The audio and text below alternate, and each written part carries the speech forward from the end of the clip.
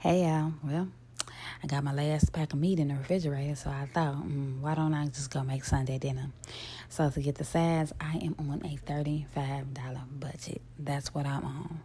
We're getting ingredients for baked macaroni, sweet potatoes, and we're making string beans.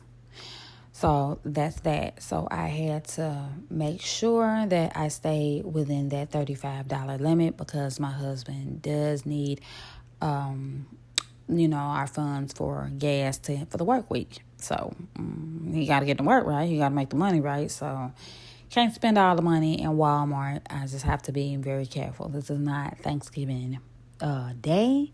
We're just having a small Sunday dinner, and that means I don't have to cook a lot. So yeah. I was hoping that I did not run into anybody. You know, we live in a small town, and when we come to Walmart, this is another small town. As much as they would like to call themselves the city of Jonesboro, this is a small-ass town with a Walmart, a couple gas stations, and some food places. So that's what makes them bigger than us. But anywho, I don't want to run into anybody. I don't want to run into old coworkers. I don't want to run into future coworkers. I don't want to run into Michael's coworkers. I don't want to run into anybody because I'm looking a hot mess, and thankfully nobody was in there. Nobody was in there. It was empty, and I was so surprised that it was empty at the time it was. Now, my daughters want to go over there and look at paint.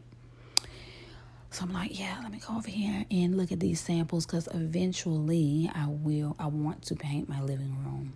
I don't really like the green. It was fine when I first moved in, all dandy because I wanted the house.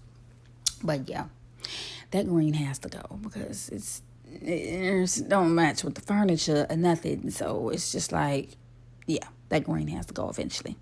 But anywho, that's what I spent, and I did not spend over, so I think I did pretty well.